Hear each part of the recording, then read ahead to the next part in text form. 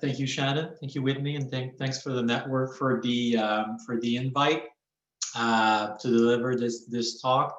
I'll talk, yeah, for about 30 minutes. You'll see I prepared a few slides, a few many graphs just to look at the data.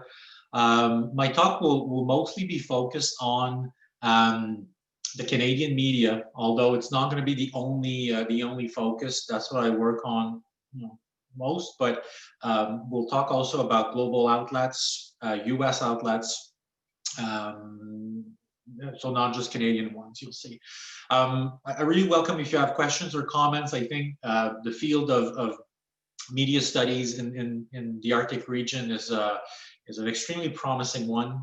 It's open to a lot of multinational cooperation as well and partnerships. So I would really welcome your comments and questions. So I think there's a lot of potential there to study how information is delivered, also how mis or disinformation is delivered to audiences, to us basically. So let's just share the screen here. All right, just to present a bit what what I focus on. I study mostly the media coverage and how information is delivered to people, to us. I said the media, public opinion, and policy nexus because I think the media is connected to public opinion and shaping how we think. It's also connected to policy in a sense and to governments or decision makers because decision makers needs to deliver information. They'll use the media to do that. So there's an intermediary there that needs to be studied on how information is delivered to different audiences, especially with the rise of social media. So that's why I connect those three, thinking that those three could or could not be connected. It doesn't mean that they're always connected at all time, and it doesn't mean that the media or media coverage will influence public opinion necessarily. Sometimes media coverage will not register any beat on public opinion radar. Okay, so same thing for government. Maybe government will deliver information that will register in the media, that will register with public opinion or not. So what I'm really interested in analyzing is testing assumptions about the impact, the effect that the media sector, that journalists can have on government, but also on public opinion. The same thing goes for government. How do government interact with journalists, with different media outlets? We'll see that sometimes they are doing a good job, at other times a pretty poor job. And we'll look at a few case studies in the Arctic region or related to Arctic issues anyway that I've studied. Just before I look, I'm gonna focus on 4 takeaways. So kind of 4 key observations that I drew from my research of the past 7 years. And my approach to this is really driven by the data. It's really driven by the empirical observations that I can gather. It's also a highly inductive approach in the sense that you'll see throughout the different case studies, I'm not going for grand assumptions and then kind of look at if they apply or not and cherry picking the evidence to see if they apply or not in reality.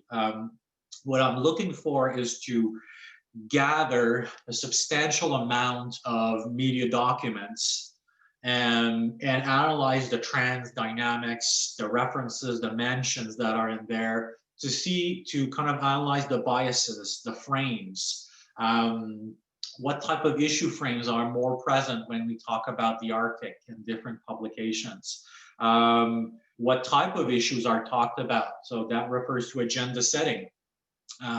What type of Arctic issues are constantly put at the top of the agenda by different media outlets, and which ones are completely so under the radar, are not addressed or not as much. So if you looked at a few tweets that I said, I made for this presentation, I went through my different analyses of the past few years, try to see how many media documents I analyzed. In total, I think it was about close to 45,000, about 5 to 6,000 in traditional media, so TV, newspapers. Of course, the bulk of that being tweets, because I'll come back to that. But when you analyze Twitter, you need to go for volume. You need to go for thousands and thousands of tweets in order to decipher meanings and to get mentions and characteristics of that media attention, that media noise, if you will. So that was my primary concern, looking at the evidence and trying to decipher if we see patterns in that, enormous body of, empirical data. You'll see that throughout the presentation, I looked at TV show transcript. There's a few good databases for that. Newspapers, especially when you go for historical case studies, newspapers, magazines, I didn't put it there, but also Twitter. And I think in previous years, I had to explain why Twitter is relevant when we study information and disinformation. I think in the post-January 6th world, maybe not so much. It's kind of obvious why it's relevant. So Twitter is part of also the data that I was able to gather and that I analyzed just to track patterns and trends. So my first takeaway, my first observation, and it's a pretty obvious one, but I think it's one that needs to be stressed.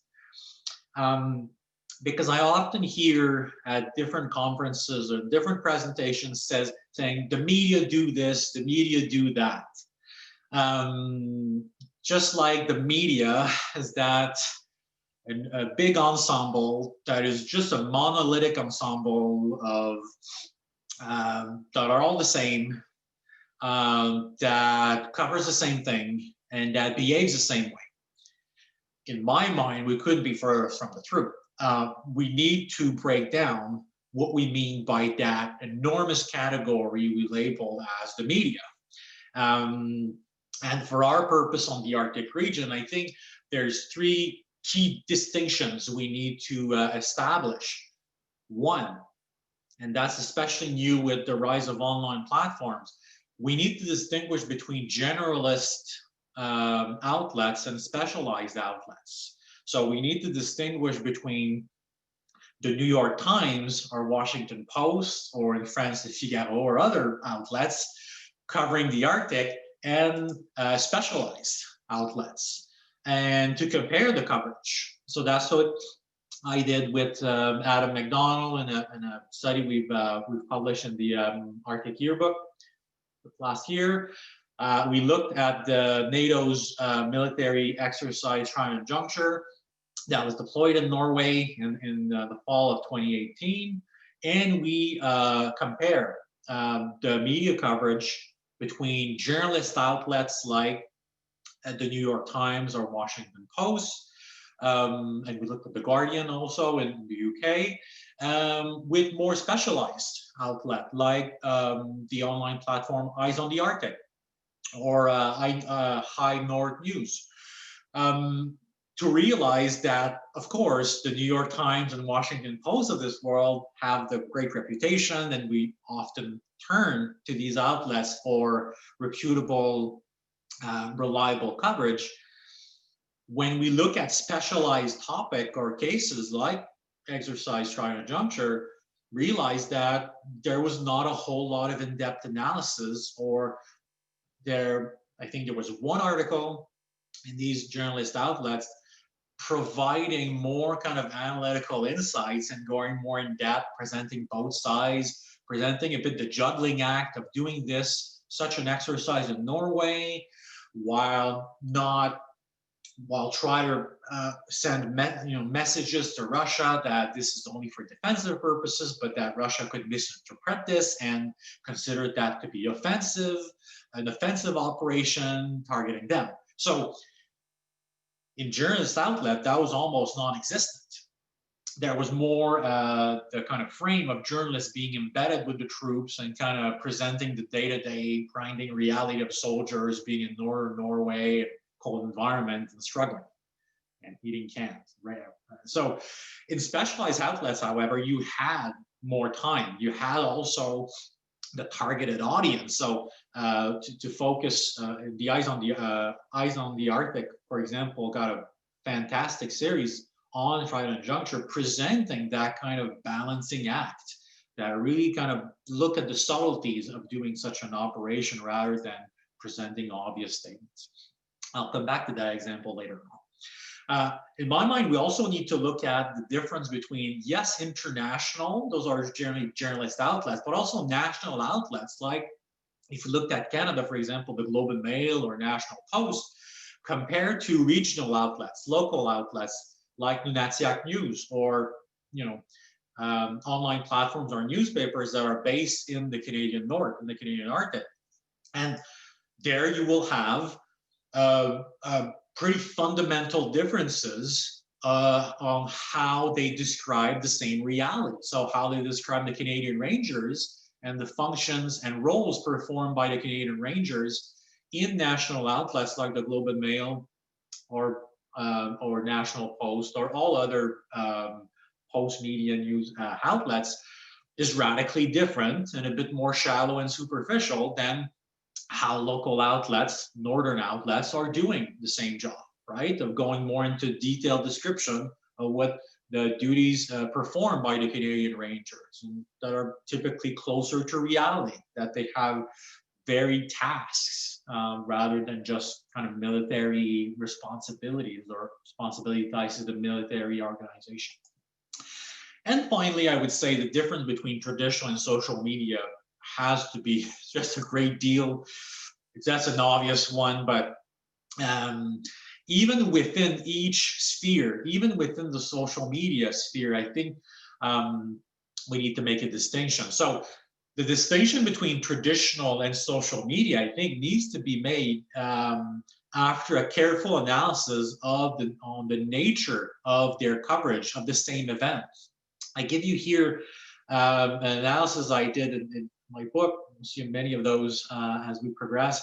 On the left, you have the frames used in traditional media. So the accommodation of local culture, local communities frame, the economic prosperity frame and that was for, sorry, I forgot to say, that was for the transit of the Crystal Serenity cruise. So the luxury cruise, Crystal Serenity, started in Alaska, departed from Alaska, went through the Canadian Arctic, stopped in a few places, Cambridge Bay for one, before ending their voyage in New York City. So on the left, you see the frames that were used in traditional media, including the CBC. A lot of focus on the local culture frame.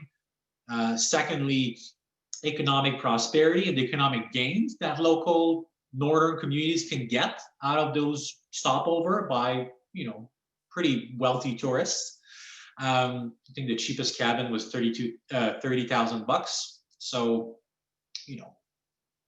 wealthy tourists, not my type of trip, but wealthy tourists.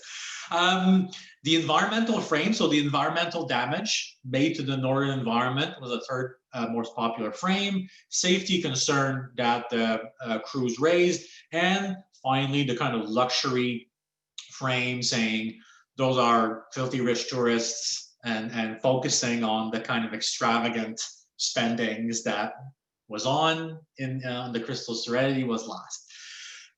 On the right, you see the frames that were most popular on social media. So I studied the hashtag Crystal Serenity. As you can tell, you're probably comparing the two. The coverage on the left in traditional media is different than the coverage on the right in social media. One frame that is less popular is the economic gains frame. One that is more popular is the environmental frame, right? So on social media, users tended to focus on the possible environmental damage that the crews would leave on as they went through the Canadian Arctic, rather than the economic gains. One very simple reason for that, in traditional media, in many of those reports, they sent journalists on the ground to interview locals. And locals were mostly focused on economic gains, on possible economic benefits from those stopovers. Some of them voiced environmental concern, but in most cases, they were focused on what they saw as great economic benefits. And they prepared, I think, for 6 months waiting for these tourists to arrive. So they invested a lot of their time and efforts into these possible economic gains.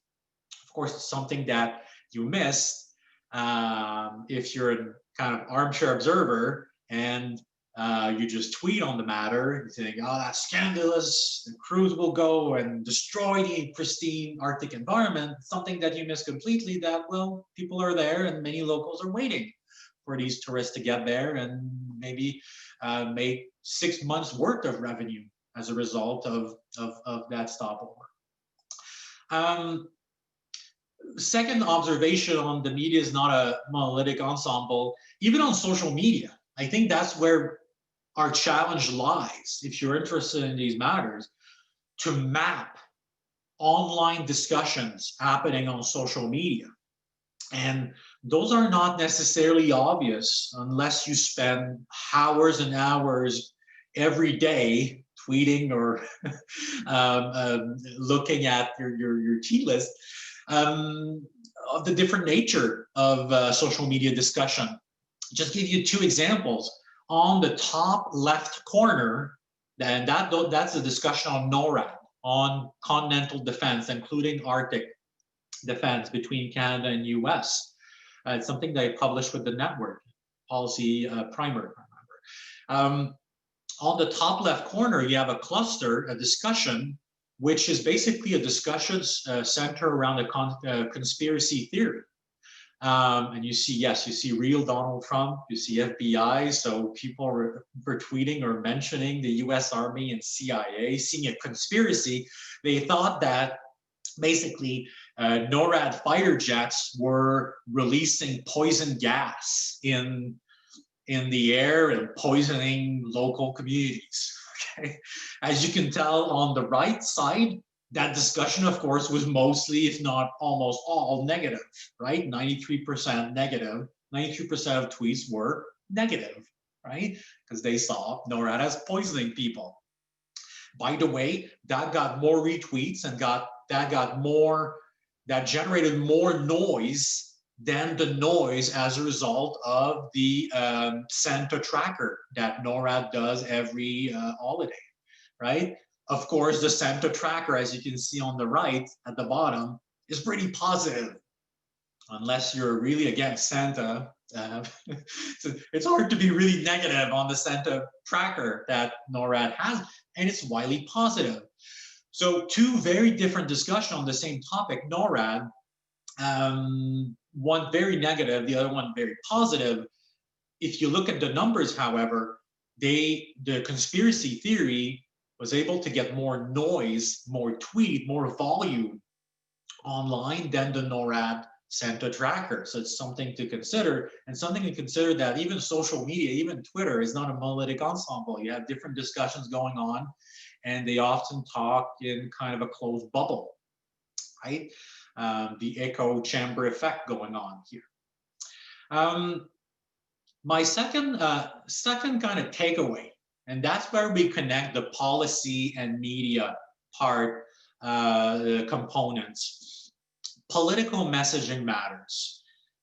Government and decision makers, if they do a good job at communicating their messages, we see a pretty good job yesterday in the US on non-Arctic related matter, but if government and decision makers are doing a pretty good job at communicating their decision, their rationale for it, they're having a unified, coordinated messaging campaign, it could do wonder, and it could really work well. Their message will get out there.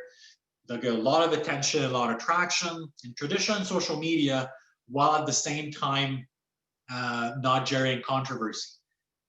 On this slide, however, you have an example when political messaging was terrible. If you are aware of Canadian Arctic, more historical issues, that's the transit of the Manhattan tanker through the Northwest Passage in 1969 and 1970. So generated controversy in Canada. Yes, it kind of brought government to act on this matter and to release a Environmental Protection Act in first announced 1969 and then officially enacted in 1970. But what I want to direct your attention to is that September 1969 bar, where most of the attention of that crisis, when we call the Manhattan crisis, was mostly in September 1969. This is the number of articles mentioning the Manhattan tanker in the Globe and Mail, just one outlet, the Globe and Mail. If you look at it, yes, it generated a crisis. Yes, it generated a lot of public interest in this matter, most of it being negative and Canadians calling on their government to act more forcefully. But a lot of it was done by just poor coordination in the Liberal government. In that only September and a bit of October month, you had three ministers, Mitchell Sharp, Jean Chrétien, there's one more that I forget, that had contradicting messages out there. So Mitchell Sharp, for one, sent contradicting messages about how we should respond to the Manhattan Transit. Prime Minister Trudeau also had kind of a different messaging at first in August and then changed his message completely in September. Minister Jean Chrétien, same thing. On one committee, chaired by a Liberal MP, openly challenged the position adopted by a Liberal Prime Minister. So you had a lot of confusion, lack of coordination, the message was all over the place, and it gave us a crisis. It gave us that September 1969 month where it had a lot of traction, and mostly because ministers and Liberal MPs were not on the same page. They got their message together, and they announced they would pass a law on the matter. And in October already, it was lesser. And in November, it was even lesser. And it kind of died down before taking more steam in the spring. So the scrambling has an effect. Message needs to be clear, and you need to not provide journalists and media outlets chances to publish articles and to have different issue frame on this matter. At other times, political messaging, I would say, is great and is done in almost a perfect way to generate interest, but also to generate interest at specific times.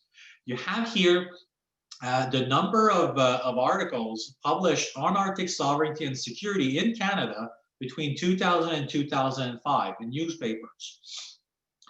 As you can tell, well, there's 3 months that have more coverage. We need to focus on 2 of those, April and August. If you're an Arctic security expert, you know during that time, April and August were months when military exercises, military operations were carried on in the Arctic, in the Canadian Arctic, by the Canadian forces. So they were able to get most of the attention on Arctic issues was concentrated in these 2 months, and they were mostly concentrated on the Canadian forces re-engaging in the Arctic and doing military exercise and military scenarios to be able to deploy and to be able to be ready to confront different scenarios in the Arctic. The kind of smaller exercise was in April. The bigger one, the more ambitious one, was in August. Most of the attention was driven there, and the effect was that in most of these pieces, you have journalists often traveling with Canadian Forces soldier or Canadian Rangers and interviewing them. So they have a say, they can present a bit the rationale why the Canadian Forces was re-engaging. So from a political messaging perspective for national defense, I think that was a great initiative, because then you have journalists interviewing Canadian Rangers or personnel to kind of voice why they were there and what they were doing out there. As you can tell, most of the attention was centered there. Same thing, maybe whether you like those tours or not, that was not my point. ARPR's annual Arctic tours from 2006 to 2014 generated that same kind of attention and media coverage. So one possible hypothesis was that after the first or second or third Arctic tour, maybe less and less journalists would have joined Prime Minister Harper in those during those annual tours. As you can tell from these from this graph, it's quite the opposite. We saw a substantial level of media coverage and media attention devoted to these annual tours, even though near 2011, 2012, 2013. In many of these tours, there was not a whole lot of new announcements going on, right? There was not a lot of new content delivered there, but it was kind of a ritual where journalists, often it was national affairs correspondents, so kind of Parliament Hill correspondent, would join the prime ministers and key ministers on that trip. And so most of the attention, a lot of the attention on Arctic issues was concentrated during these tour. So from a pure political messaging perspective, those were, I would consider those successes, because they were able to have a coherent political message. And even when you look at, just to give you a bit of about the nature of what that media coverage was about, one takeaway, kind of 2A, let's say, takeaway, is that political messaging matters on these tours, but also if you give material to journalists, they will take it. They will take that material and they will present whatever government is announcing. And just one observation on this is that most of the coverage on these tours were kind of a pre-trip analysis, kind of a what to expect from the upcoming Harper Arctic tour, maybe published a few days before the tour started. Many reports on the military exercises that were going on, because Harper, of course, made these tours at the same time that Operation Nanook was deployed. So a lot of attention given at the same time to those military exercises. And the bulk of the coverage was just on governmental announcements.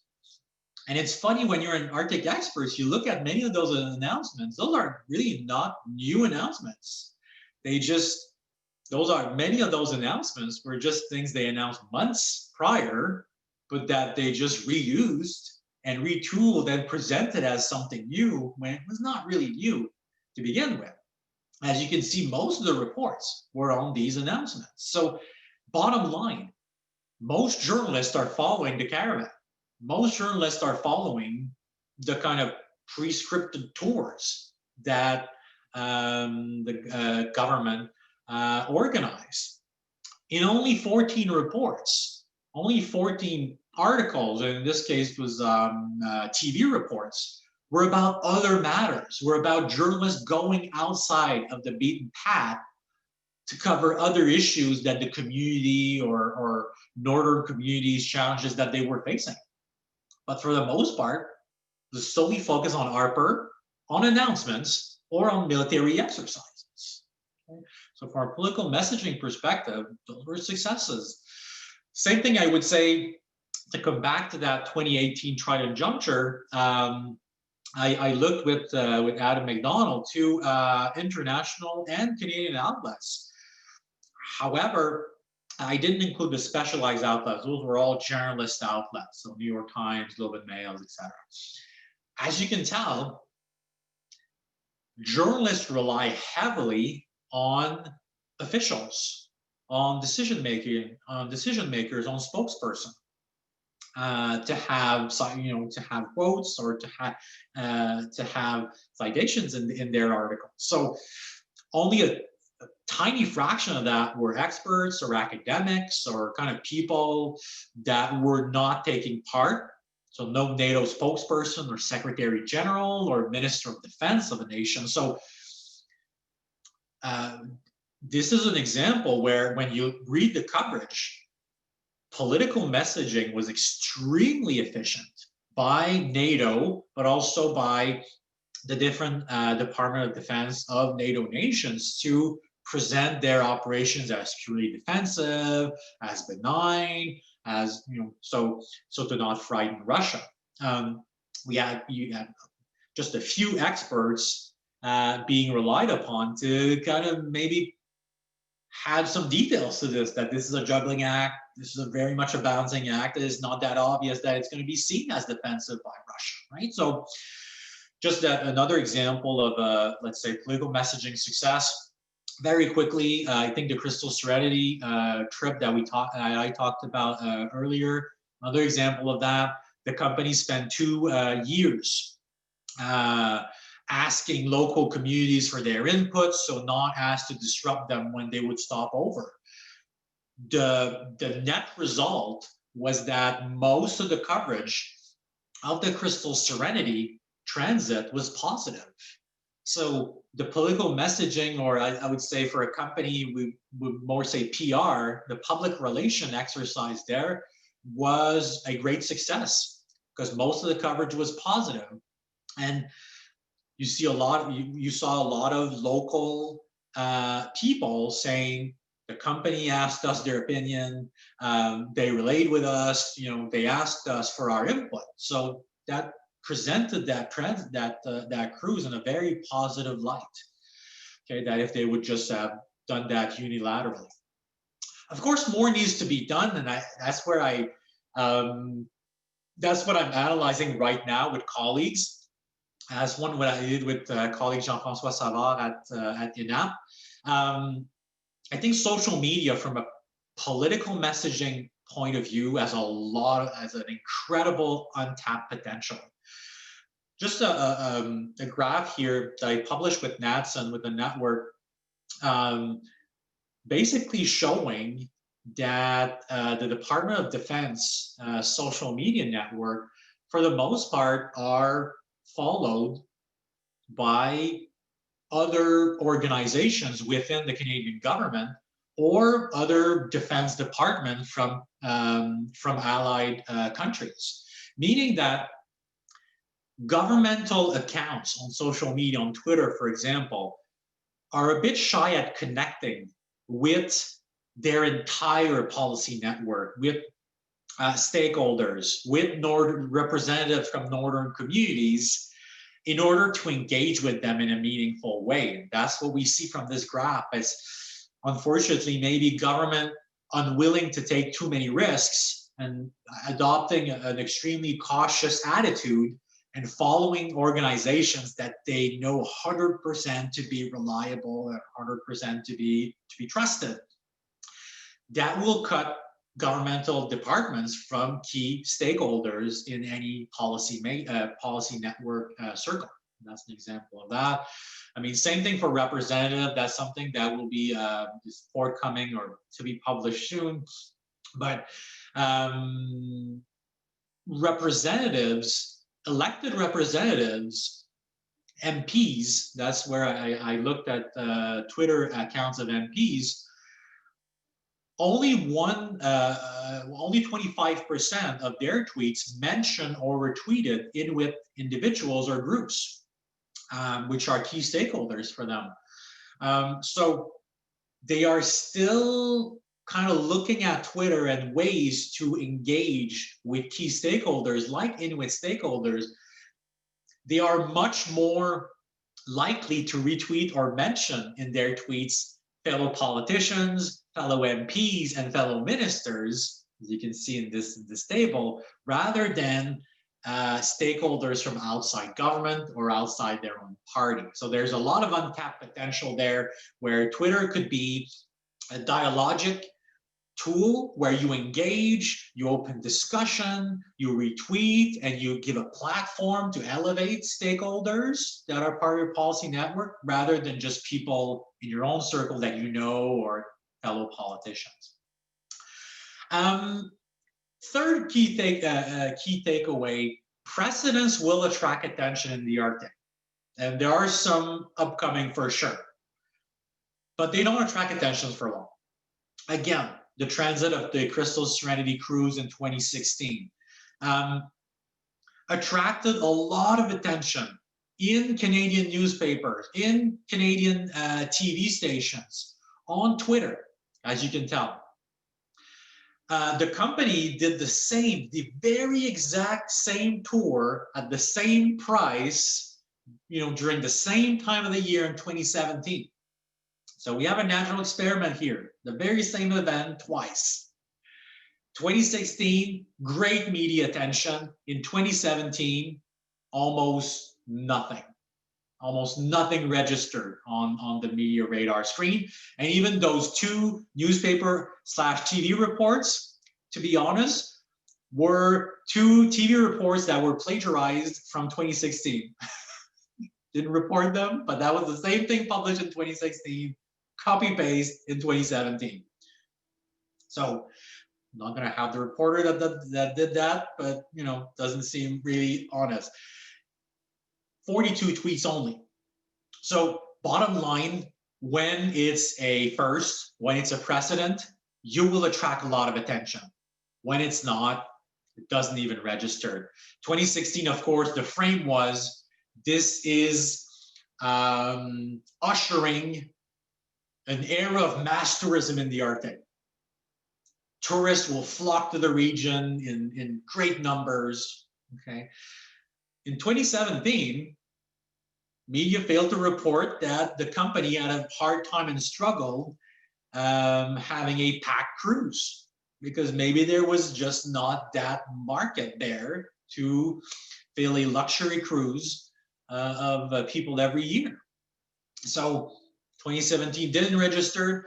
In 2017, at the end of the second transit, the company, Crystal Cruise, said publicly that they would scrap the Crystal Serenity for their Arctic tour. They would build two smaller crafts, two smaller vessels to do cruises in the future. I think they said 2020, but yeah, let's say 2021 or 2022.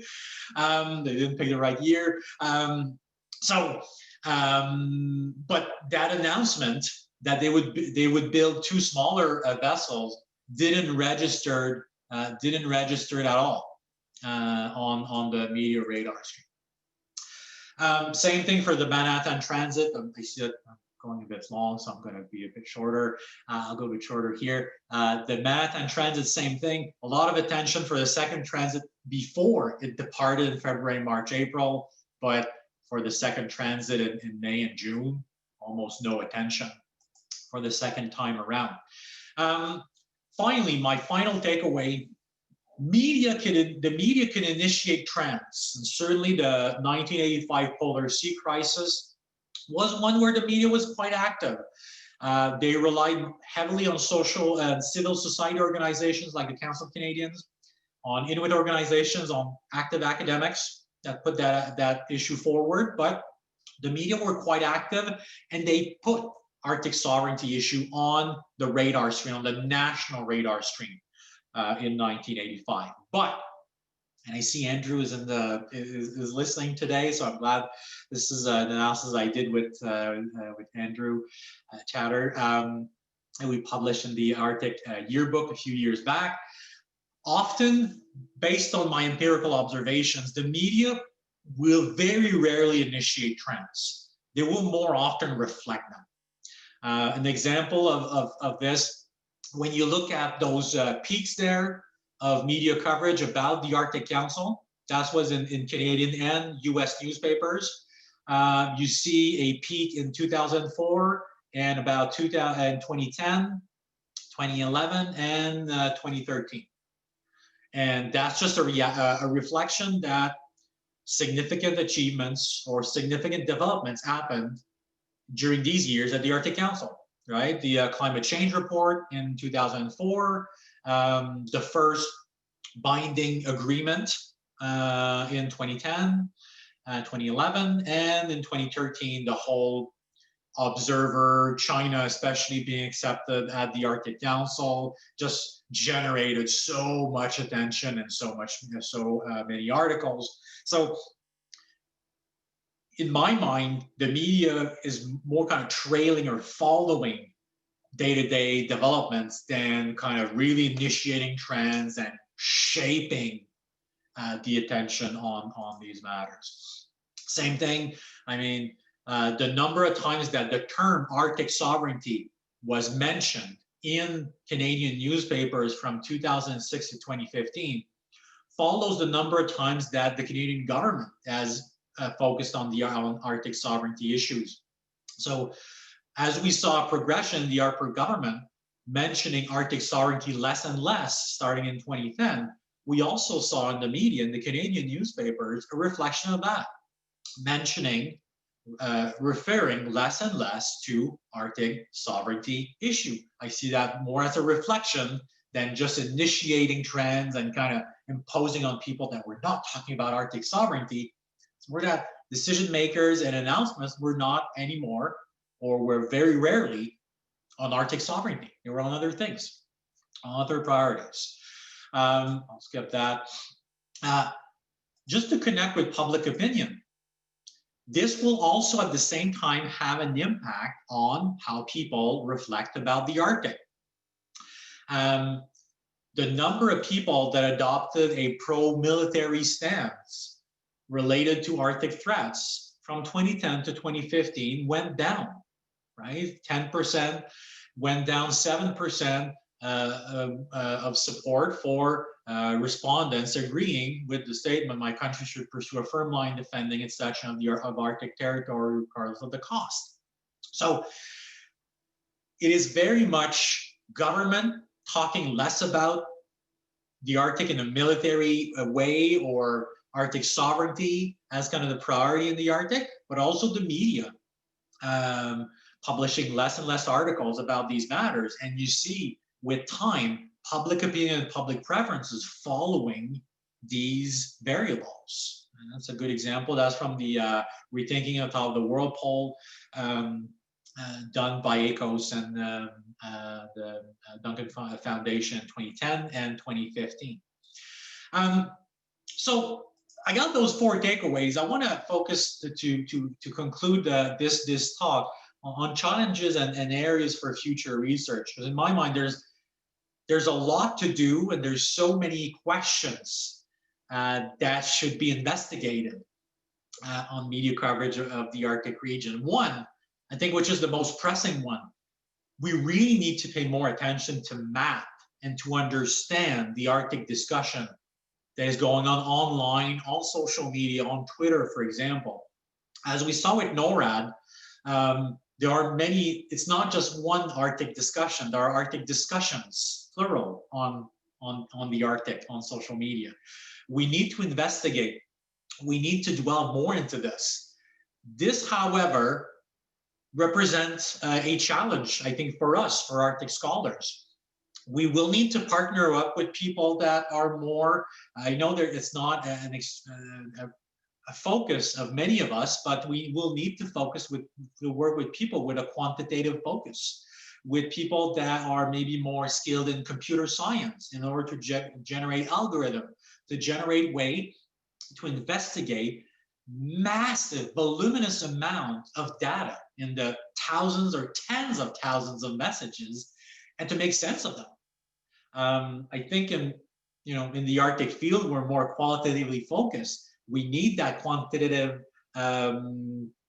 sensitivity to study social media and to study the Arctic, and especially in my mind, to start the very urgent task of tracking misinformation and disinformation online. And that is something that will take a while, take some time. It's also, when I said a multinational effort, personally, I speak English, I understand English and French, so I can only analyze 2 languages. And even French in the Arctic region is probably not the most important language of them all. But we need to pool our resources and pool our know-how together in order to have, media analysis of Swedish outlets or outlets published in Norwegian, in Russian, Icelandic. So there's a great diversity of languages in the Arctic region. This could represent a challenge, but also an opportunity where we need to pool our resources and we need to study misinformation and disinformation together on social media, studying these different languages. Finally, that's probably where I have a lot of, there's a lot of promise in my mind. We need to put together studies to evaluate the impact of messages, of media coverage on people's perception. And that's where studying social media could be one thing, but also to put together focus groups, to put together experiments where we expose subjects to different news articles, describing the Arctic in different ways, and then to evaluate if their perception change, if they see the Arctic differently when they are given different input, right? Different messages. That's really where I see a lot of promise, but I see that on all these 3 points, this is a massive undertaking that will require multinational cooperation across different languages, across also different national audiences, to have a good feel of what the answers are to these three questions. On this note, I'll stop. I would really look forward if you have questions, comments, if you're working on some of these questions or areas of interest. I would really love to hear from you. Thank you. Wonderful. Thanks so much, Dr. Gondrio. We have had a few questions roll in. So without further ado, I'd like to turn it over to one of our student fellows at Natson, Jackson Bellamy, and he's going to ask his question directly to you over Zoom. So Jackson, I'll turn it over to you.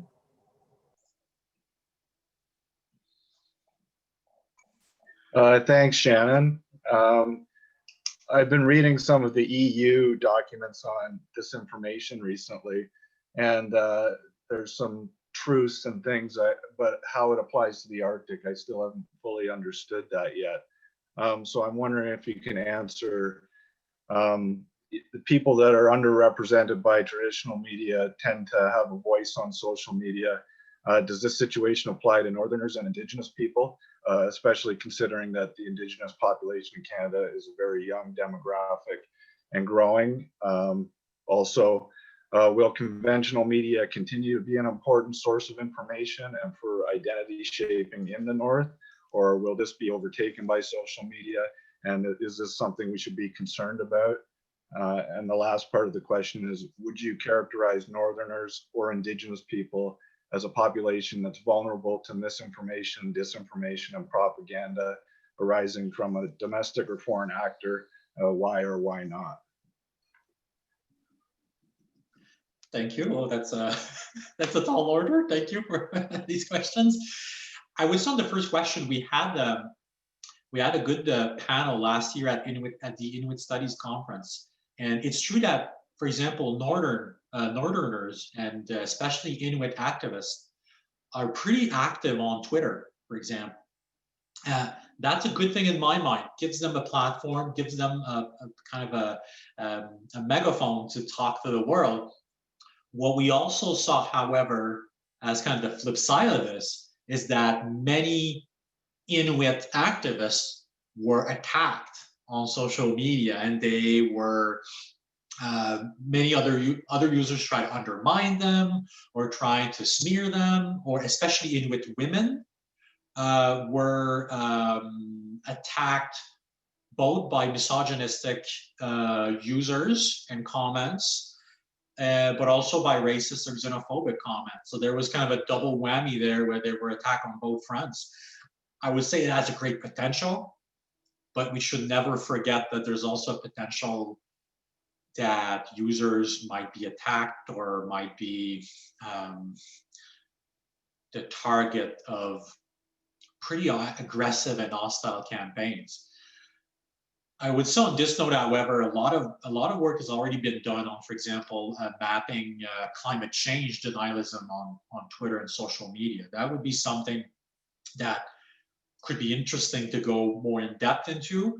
But also, when I talked about the Trident Juncture operations, it would be interesting to map the discussions on different military exercises that NATO does, that Russia does, and the kind of PR campaign that is going on social media platform, on Twitter, for example.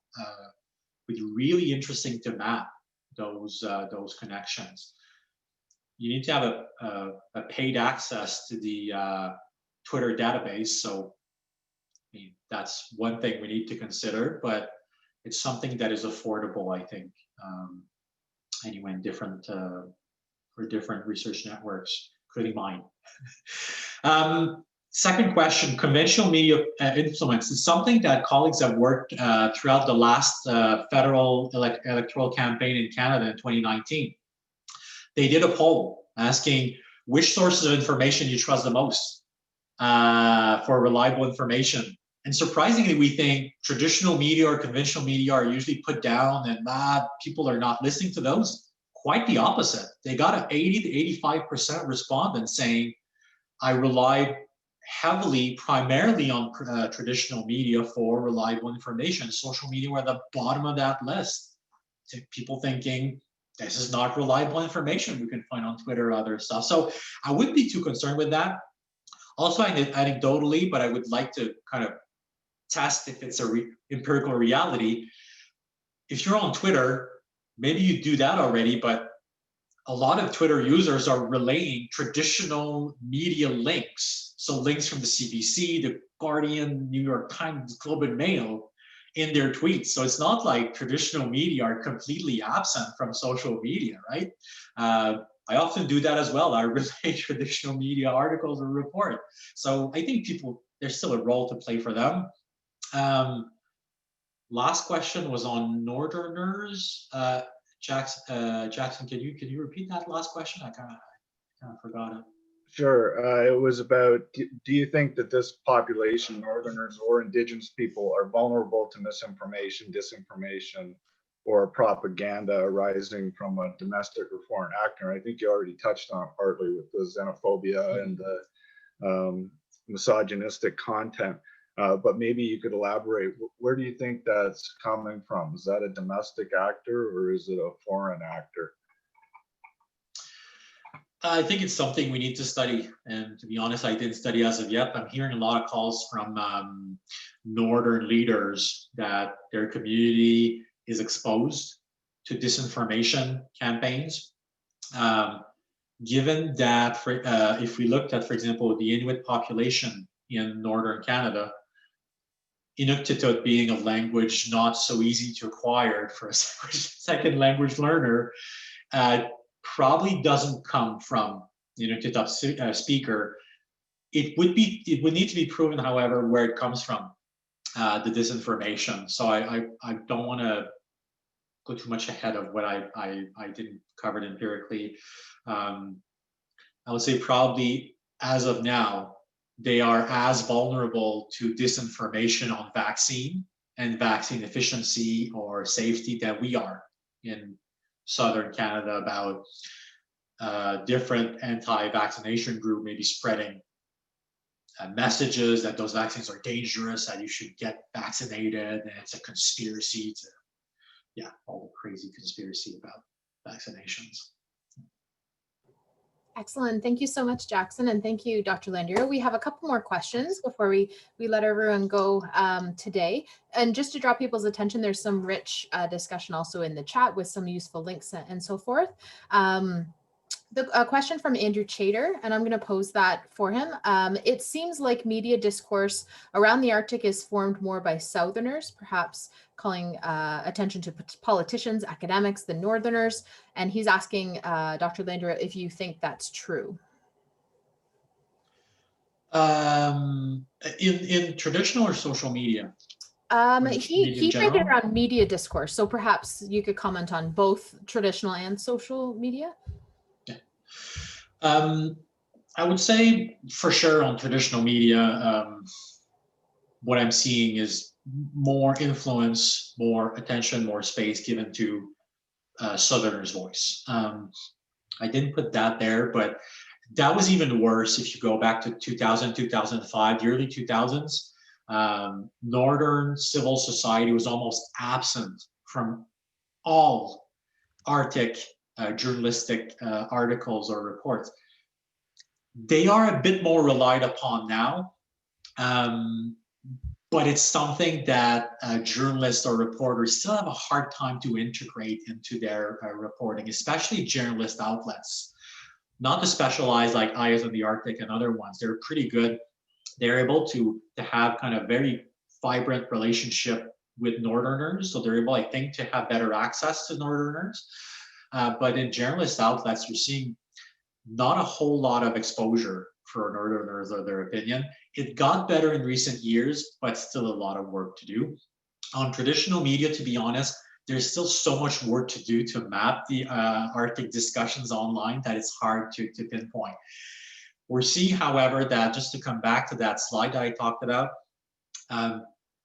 often we see more Southerners' messages being relayed on Twitter and less attacked. So just based on work done by colleagues, politicians wearing seal product will not be attacked or will not be targeted by kind of hostile campaign to kind of ruin their reputation or very aggressive messages against them or their physical integrity.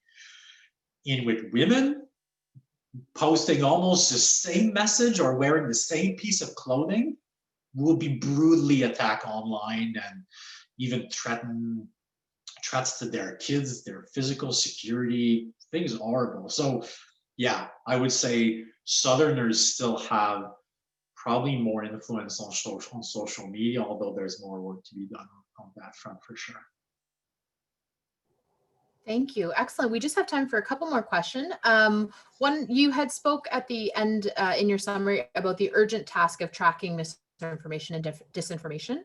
So just wondering if you can elaborate on what that might look like and perhaps some of the limitations and difficulties at both at tracking misinformation online. Right. I'd say the first, and I'm doing quantitative studies, but not like a high-flying quantitative analysis. First thing I would say is, if you want to track any source of disinformation online, first we need a quantitative focus. Second, we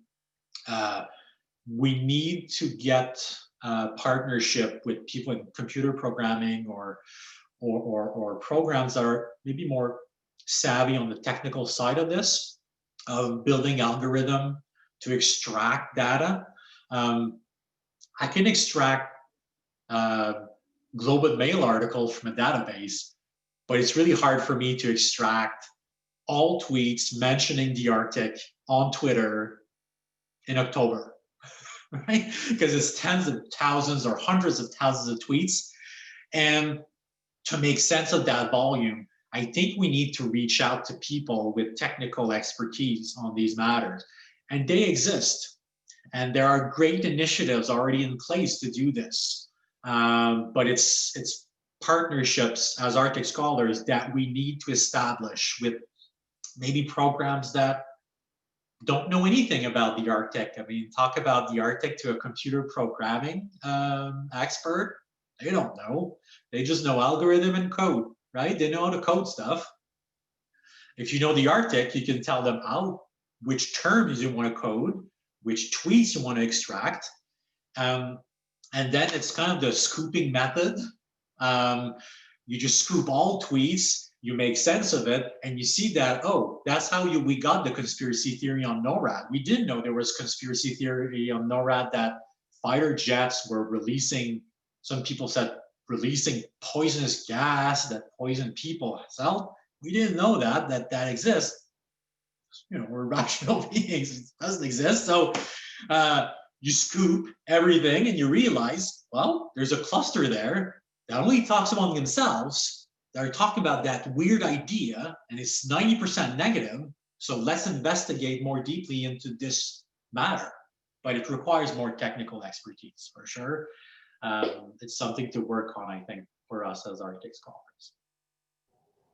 Wonderful, thank you. And just to round out the questions, we've had some that I didn't get to, so my apologies for that. Feel free to, I'm sure Dr. Landier would welcome you to connect if you would like to ask those for a response. But one was talking about how strong the demand is from industry for mapping of the digital media data. From the private sector? I think yes, I think that's what we're talking about, the private sector. Yeah. And if how that could be useful and how that could be used by the private sector. I would say that it would be extremely useful and there's great potential there. And it's not even that expensive. Basically, just go on Twitter on the developer website on Twitter, and they have packages where you can extract data. So you're looking, for example, at a subscription of $100 per month, and you can extract, if I remember, up to 100,000 tweets or 200,000 tweets, something like that. So I think there's great potential there to understand social relationships, who are following who. And I know it sounds a lot like a Big Brother kind of thing, and it impedes on privacy. I'm a Twitter user. Maybe many of you here are Twitter users. Maybe we don't know what we agree to in the contract when we sign a Twitter account. It means that all of your tweets are public, and that I think they are selling a subscription per month that has 92 indicators on each tweet, including, in some cases, where you tweet from. Just saying, there's a lot of information there. It could be used for negative purposes or for positive ones. I would advocate that it's only used for positive and to understand social relationship and to debunk also misinformation or disinformation. But yeah, there's great potential there. And even to kind of correlate between variables. I mean, who is posting what? Who is relaying what? Who is speaking to who, right? And that's extremely important, disinformation, misinformation, if you want to track, if you want to even know the extent of a network, of a conspiracy theory in a kind of echo chamber. That way, you can map how many echo chamber on the Arctic, the extent of each echo chamber, who are part of those echo chambers, and maybe assess the level of danger that each have. I mean, most discussions are pretty benign. Some are maybe pretty dangerous if you talk about anti-vaccination and public health and climate change denial. Then we're going into real life impact on, just regular people. And I think that's where we need to invest a lot of our attention in order to have impact on people. At the same time, just to address what Jackson have said, but also other questions that comes to mind, it's also one area where we can empower Northerners. I know internet connectivity is maybe not that great in the Canadian Arctic or other parts of the Arctic, but hey, to develop skills and analyzing those, computer programming, coding skills, more and more in recent years, those are skills that are presented as core skills for the economy of the future. So it's something also that could go a long way to training Northerners to understand these, and even to give us, to influence where our analysis would go, what type of disinformation impact their life. I don't know, I'm not a Northern resident, so to rely on their input and their observation could go a long way into orienting research into telling coders, those are the terms we need to focus on. Those are the conspiracy theories we need to track, right? Because it impacts people in their day-to-day lives. Excellent. Thank you so much for joining us today, Dr. Landrio. That was wonderful. We really appreciate it. Thank you to everyone that joined us. Before I lose you today, I just wanted to go over a few upcoming events for NADSN. And again, I would greatly encourage you to check out our website for some of these. We have on our website, oops, sorry about that. We have the option for, there we go.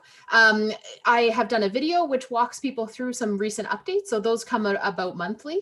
So I can put that URL in the chat if you're interested in checking that out. An upcoming event next week on Wednesday, we're partnering with the Faculty of Arts at the University of Manitoba and their Political Studies Student Conference to host and co-host with them the Legacy of 9/11 on Policing. So that is on Wednesday.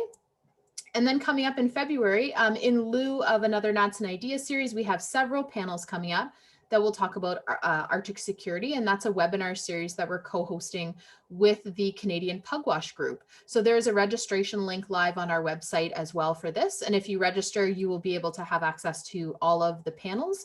And those run on Tuesday, Thursday, late afternoons Eastern time in February, starting on February 2nd and running for 3 weeks. So we hope that you can join us. Stay updated or stay tuned rather to the events page for more information on the specific speakers for each panel. This agenda here will be updated. So again, thank you for joining us. Sorry, we're a little over time, but all worth it to get in some of those great questions. Please feel free to reach out to me if you have any questions about NADSN or some of the things that we do. And I again invite you to visit us online to see some of our recent research outputs, as well as join our mailing list that there's a call out for online now as well. So thank you very much and wishing you all a great day.